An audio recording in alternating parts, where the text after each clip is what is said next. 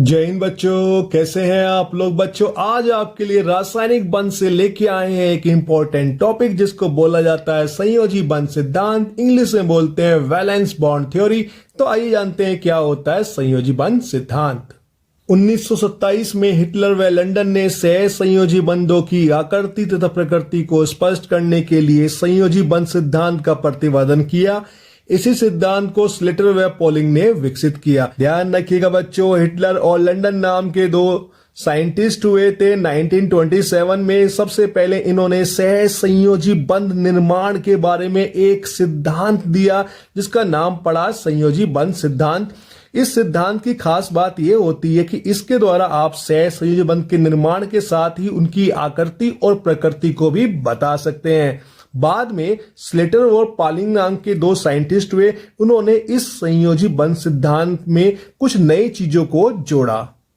संयोजी बंध सिद्धांत सह संयोजी बंध निर्माण प्रक्रिया को स्पष्ट करता है। देखिए जिसे नाम से ही चल रहा है पता, संयोजी बंध सिद्धांत ऐसा बंध सिद्धांत जो सह संयोजी बंध के बनने को स्पष्ट करे। भाई बनता कैसे है सह संयोजी बंध, जो इसको बताए वो सिद्धांत ही कहलाएगा आपका संयोजी बंध सिद्धांत या वीबीटी। सिद्धांत के आवश्यक तथ्य, आइए जानते हैं कि इस सिद्धांत के मुख्य बिंदु क्या है इस सिद्धांत के अंदर। सह संयोजी बंध निर्माण के लिए अर्धपूर्ण परमाणु कक्षकों में रेखीय अतिव्यापन होना आवश्यक है। ये बिंदु काम का है बच्चों। पहले बिंदु से ये दो चीजें क्लियर होती हैं कि जिन परमाणु कक्षकों को सह संयोजी बंध बनाना है, एक तो उनके संयोजी परमाणु कक्षक में केवल एक इलेक्ट्रॉन होना चाहिए और दूसरा उनका रेखीय अतिव्यापन होना चाहिए। इन सबको उदाहरण के साथ स्पष्ट करेंगे। पहले आप ये आवश्यक तथ्यों को जान लीजिए। बंधनकारी परमाणुीय कक्षकों में अयुग्मित इलेक्ट्रॉनों का चक्रण परस्पर विपरीत होना चाहिए। ध्यान रखिएगा कि जो परमाणु कक्षक आपस में रेखीय अतिव्यापन करने वाले हैं, जो कक्षक अर्धपूर्ण है, उनमें इलेक्ट्रॉनों के घूमने की दिशा विपरीत होनी चाहिए। स्पष्ट नहीं हुआ होगा, ये दोनों पॉइंट मैं आपको अभी स्पष्ट करता हूं।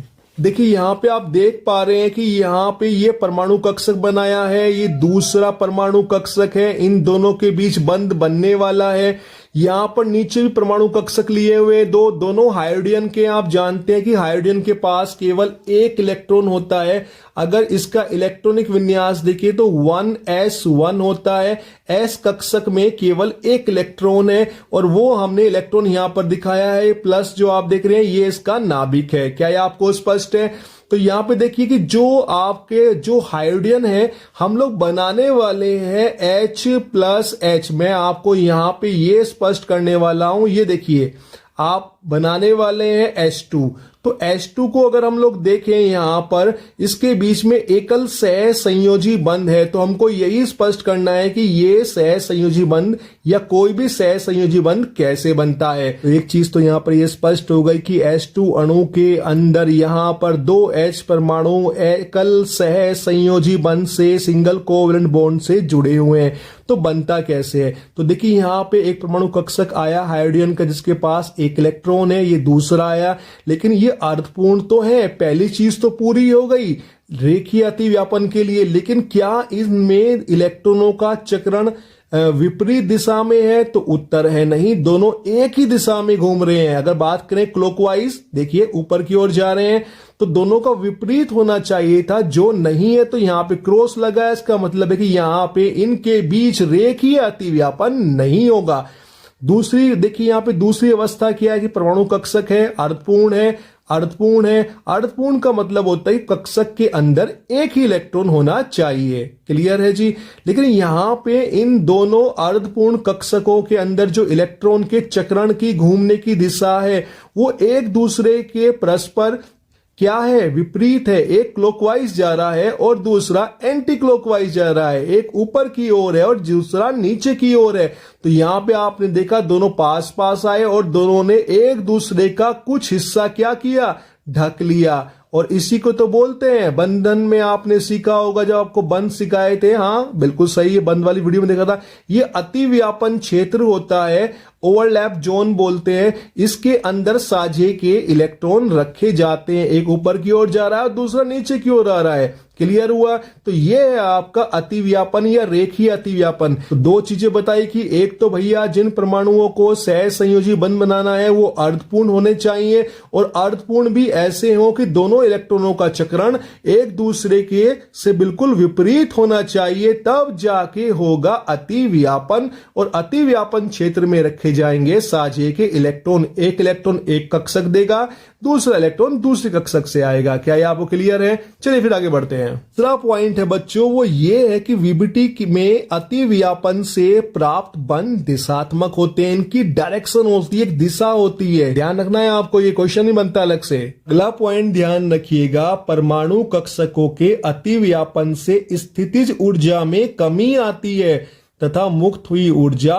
बंध ऊर्जा कहलाती है। स्पष्ट करेंगे आपको डायग्राम के साथ। बस ये ध्यान रखिएगा कि जो परमाणु होते हैं जब तक वो दूर दूर रहते हैं, अतिव्यापन नहीं करते हैं, तब तक उनकी ऊर्जा का मान ज्यादा होता है, अधिक होता है। लेकिन जैसे जैसे वो क्लोज आते हैं, नजदीक आते हैं, उनकी ऊर्जा के मान में कमी आती है। और जो ऊर्जा के मान में कमी आती है वो इसलिए आती है कि जब वो अतिव्यापन करते हैं तो उनकी अतिरिक्त ऊर्जा मुक्त हो जाती है, बाहर चली जाती है। और जो अतिरिक्त ऊर्जा बाहर निकली है बंध बनाने के दौरान, बंध निर्माण के समय, वो कहलाती है बंध ऊर्जा। लास्ट बट नॉट लीस्ट, सहसंयोजक बंध की दृढ़ता अतिव्यापन की मात्रा पर निर्भर करती है। आपको ध्यान देना होगा कि जब अर्धपूर्ण परमाणु कक्षक रेखीय अतिव्यापन करेंगे तो वहां पर जितना ज्यादा अधिक, फिर से सुनिए मैं क्या बोलता हूं, जितना अधिक अतिव्यापन होगा वह बंध उतना ही दृढ़ होगा, मजबूत होगा, स्ट्रांग होगा। क्लियर है जी? तो बच्चों यहां पर हम लोग ये इमेज दोबारा ले आए हैं। इमेज लाने का कारण है, ध्यान रखिएगा, हिटलर और लंदन ने जो यहां पर सहसंयोजी बंध के जो आपने मुख्य बिंदु समझे हैं वो मुख्य बिंदु ऊर्जा के आधार पर ही दिए गए थे, उसी को समझाने का प्रयास कर रहे हैं। जब भी कोई सहसंयोजी बंध बनता है तो वहां पर दो प्रकार के बल लगते हैं। क्यों लगते हैं जान लीजिए, बताएंगे। पहला बल होता है जी आकर्षण बल और दूसरा बल होता है प्रतिकर्षण बल। आप देखिए यहां पे ये परमाणु कक्षक आपको भी दिखाए थे, यहां पे आप देख सकते हैं अर्धपूर्ण परमाणु कक्षक है हाइड्रोजन के। हाँ जी हैं।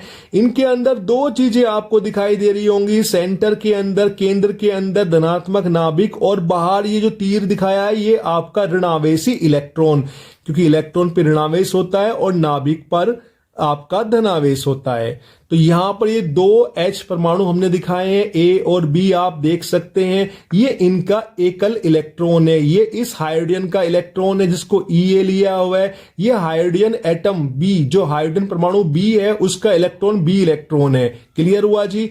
अब आकर्षण कैसे होगा? आप देखिए दोनों नाभिकों को पास आना है, अतिव्यापन करना है, तो ये तभी संभव है जब दोनों परमाणु कक्षक पास पास आए। लेकिन ये पास पास नहीं आ पाएंगे। कारण क्या है? देखिए यहां पर दो चीजें दिख रही थी, एक नाभिक था, दूसरा इलेक्ट्रॉन था। इलेक्ट्रॉन पे आप जानते हैं माइनस चार्ज होता है। चलिए मैं दिखा भी देता हूं आपको, ये देखिए माइनस चार्ज होता है। तो जब परमाणु कक्षक पास पास आएंगे अतिव्यापन करने के लिए, तो समान आवेश होने के कारण दोनों परमाणु कक्षक के जो इलेक्ट्रॉन है, ऋणावेशी इलेक्ट्रॉन है, वो एक दूसरे को प्रतिकर्षित करेंगे, पीछे की ओर हटाएंगे। ठीक है जी। और दूसरा ये थोड़ा यहां पे समझिए कि नाभिक पास पास आ रहे हैं तो नाभिक के जो धनावेश है वो भी पास पास आएगा। तो जब परमाणु कक्षक पास पास आएंगे तो जो केंद्रक हैं, नाभिक हैं, वो भी पास पास आ जाएंगे और समान आवेश होने के कारण ये भी एक दूसरे को प्रतिकर्षित करेंगे। तो प्रतिकर्षण बल यहां पर दो हुए, एक तो परमाणुओं के नाभिक के बीच लगने वाला और दूसरा दोनों परमाणुओं के इलेक्ट्रॉन के बीच। इसका तात्पर्य ये हुआ सर जी कि कभी भी ये कक्षक पास पास नहीं आ पाएंगे, पास पास नहीं आएंगे तो क्या अतिव्यापन नहीं होगा? अतिव्यापन नहीं होगा तो बंध भी नहीं बनेगा। पर ऐसा नहीं होता है। आइए जानते हैं कैसे। आकर्षण बल जो यहां पे लग रहा है, आकर्षण बल का मान प्रतिकर्षण बल के मान से ज्यादा होना चाहिए। आकर्षण होगा तभी ये दोनों परमाणु आपस में पास पास आएंगे, अतिव्यापन होगा और साझा होगा इलेक्ट्रॉनों का और उससे बन जाएगा सहसंयोजी बंध। क्या ये स्पष्ट है? अब देखिए यहां पर ये दोनों परमाणु हैं, इन परमाणुओं के बीच में क्या है? नाभिक है केंद्र में, लेकिन वो प्रतिकर्षण नहीं कर रहा है क्योंकि यहां पर BH एटम का जो इलेक्ट्रॉन है उसको सामने वाला, कुछ समझिए, मान लीजिए ये A है, ठीक है, ये आपका B है, तो मैं यहां करता हूं HA लो जी, और यहां पे कर देता हूं आपको HB। तो यहां पे समझिए कि इसके B परमाणु के इलेक्ट्रॉन को तो जो A वाला सामने वाला है नाभिक वो आकर्षित करेगा, ठीक है जी, और AH परमाणु के इस इलेक्ट्रॉन को सामने वाले दूसरे परमाणु का नाभिक, समझ में आ रहा है जी? तो ये इस प्रकार B परमाणु के इलेक्ट्रॉन को A परमाणु का नाभिक और A परमाणु के इलेक्ट्रॉन को B परमाणु के नाभिक आकर्षित करते हैं, जिसकी वजह से ये पास पास आ पाते हैं, पास पास आएंगे क्योंकि आकर्षण बल का मान ज्यादा है। फिर ये एक दूसरे को क्या करेंगे? देखिए क्या हो रहा है, ये हो रहा है अतिव्यापन, और अतिव्यापन होने के बाद साझा हो जाएगा। तो क्लियर हुआ आपको?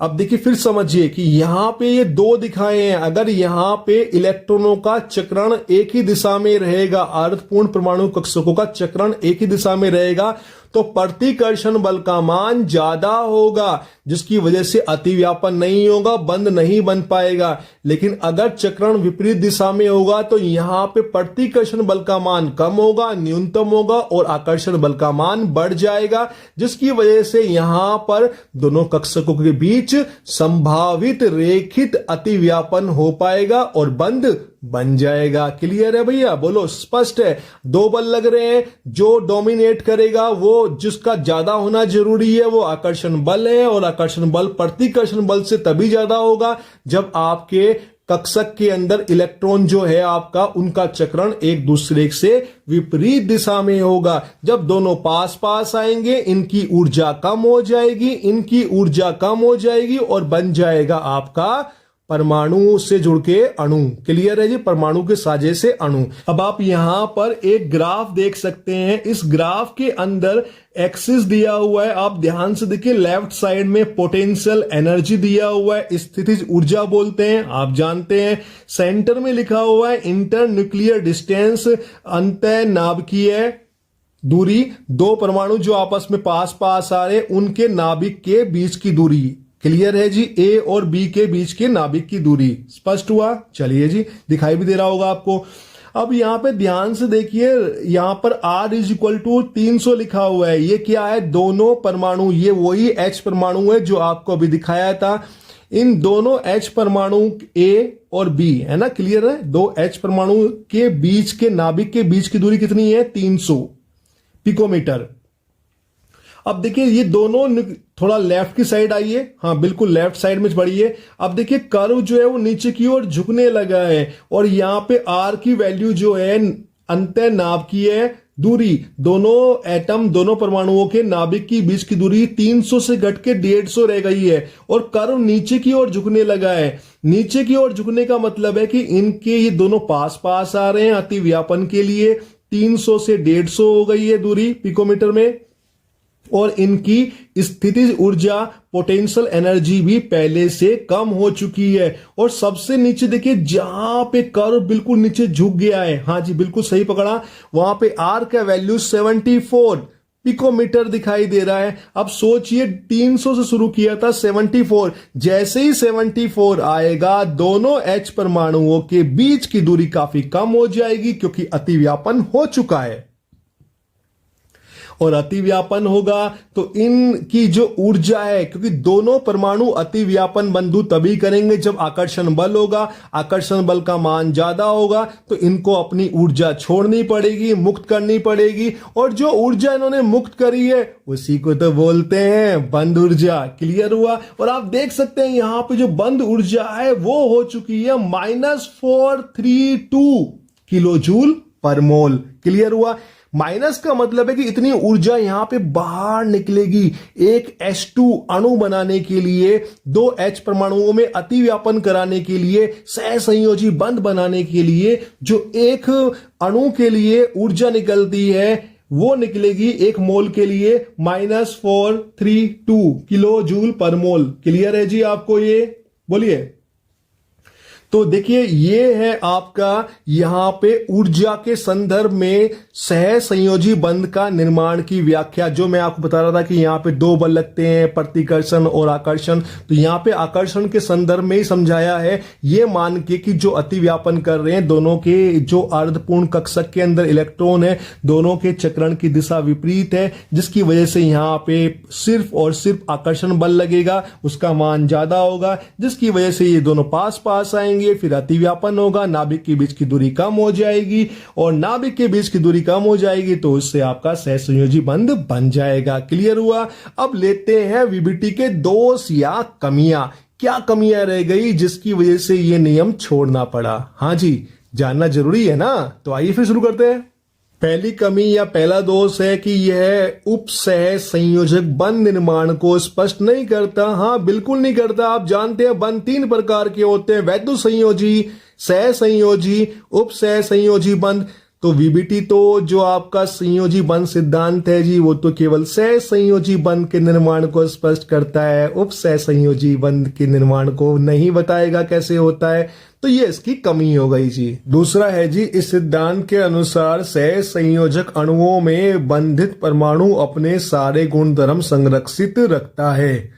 आइए इसको उदाहरण से स्पष्ट करते हैं। अब देख पा रहे हैं H2O लिया हुआ है हमने। H2O जो होता है वो सह संयोजी अणु होता है। इसके अंदर दो H परमाणु O के साथ एकल सह संयोजी बंध बना के जुड़े रहते हैं। ये इसके बंध के प्रकार हैं। तो यहाँ पे आप जानते हैं कि अगर अभिक्रिया को देखें तो अभिक्रिया क्या होती है, हाइड्रोजन गैस जो होती है वो ऑक्सीजन गैस के साथ में अभिक्रिया करेगी। बिल्कुल सही है, बैलेंस कर देते हैं और बन जाएगा आपका H2O। क्या ये क्लियर है आपको? चलिए जी, ठीक है। तो यहां पर आप जानते हैं हाइड्रोजन अत्यंत ज्वलनशील गैस होती है, ऑक्सीजन जलाने में सहायक गैस होती है, ज्वलन में सहायक है। तो अगर कुल मिला के देखें तो H2 विस्फोटक है, O2 उसको विस्फोट को और ज्यादा सहारा देगी, प्रमोट करेगी। तो जो H2O होगा वो आपका कैसा हो जाएगा, विस्फोटक पदार्थ हो जाएगा। अब जरा सोचिए, कहीं पर आग लगी है तो सबसे पहले आप क्या डालते हैं? तो आंसर होगा, उत्तर होगा सर जल डालते हैं, पानी डालते हैं आग बुझाने के लिए। और पानी के अंदर अगर हाइड्रोजन जो जुड़े हुए परमाणु हैं, हाइड्रोजन और ऑक्सीजन, अगर उनके गुण विद्यमान रह गए तो H2O आग बुझाएगा नहीं, आग से आग को बढ़ा देगा, बूम धमाका होगा और आग बढ़ जाएगी। वीबीटी के अनुसार अगर ये माना जाए कि किसी भी अणु के अंदर जो आपके परमाणु जुड़े हैं, जिन्होंने एकल सह संयोजी या कोई भी सह संयोजी बंध बनाया है, उनके गुण विद्यमान रहते हैं, तो ऐसा नहीं होता है। किसी भी अणु के अंदर जुड़े या सह संयोजी बंध बनाए हुए परमाणुओं में उनके प्रारंभ के गुण धर्म विद्यमान नहीं होते हैं। ये गलत है। वीबीटी ऐसा बोलती विद्यमान रहते हैं, लेकिन बाद में पता चला कि वीबीटी का जो ये तथ्य है कि गुण धर्म विद्यमान रहते हैं, विद्यमान नहीं रहते हैं। उदाहरण आपके सामने है, जल। जल क्या ज्वलनशील है? नहीं। क्यों नहीं है? क्योंकि उसके अंदर H2 और O2 की गुणधर्म नहीं है। क्लियर हुआ जी? चलिए फिर आगे बढ़ते हैं। अगला है जी, यह विषम अणुओं या अणु आयन के निर्माण को स्पष्ट नहीं करता। आप देख सकते हैं ये CN जो H2O है ये विषम अणु है, क्योंकि इसके अंदर जो परमाणु हैं वो अलग अलग है। और ये आप देख रहे हैं ये अणु नहीं है, ये अणु आयन है। तो इनके निर्माण को भी वीबीटी स्पष्ट नहीं करता है कि भैया कैसे बने, ये नहीं बता पाता है ये वीबीटी आपका। ये आखिरी है हमारा, यह अणुओं के चुंबकीय गुण को स्पष्ट नहीं करता है। आप पढ़ेंगे या आपने पढ़ा हो पहले तो आप जानते हैं डाई नाइट्रोजन, डाई ऑक्सीजन जो ये गैस होते हैं, इनके गुणधर्म होते हैं। इनमें से एक होता है पैरामैग्नेटिक और दूसरा होता है डायामैग्नेटिक। तो सवाल ये है चुंबकीय गुण कैसे दिखाते हैं, ये स्पष्ट नहीं कर पाता है, जबकि ये दोनों सह संयोजी यौगिक हैं। N2 में आप जानते हैं यहाँ पे ट्रिपल बॉन्ड होता है और O2 के अंदर भी एक डबल बॉन्ड होता है। तो ये इसको स्पष्ट नहीं कर पाते हैं सह संयोजी होते हुए भी कि ये क्यों चुंबकीय गुण दिखाते हैं। तो बच्चों आज हमने जाना वीबीटी या संयोजी बंध सिद्धांत क्या होता है, इसके मुख्य बिंदु क्या हैं, और हमने यहाँ पर एक एनर्जी प्रोफाइल डायग्राम भी लिया हुआ है H2 मॉलिक्यूल के लिए, है ना, कर्व बनाया था, स्पष्ट हुआ होगा, और साथ में लास्ट में ली हमने वीबीटी की कमियां। तो ये आपका एक पूरा क्वेश्चन तैयार हो गया है। कोई भी एग्जाम हो, कैसा भी हो, अगर आप इतना लिखते हैं, इतना आप जानते हैं, तो कोई आपके नंबर नहीं रोक सकता है जी। ठीक है जी, जुड़े रहिए हमारे साथ बेहतर वीडियोस के लिए। अगर कोई भी दिक्कत है, कोई भी समस्या है, तो आप हमें कमेंट सेक्शन में लिख सकते हैं। Thanks for watching.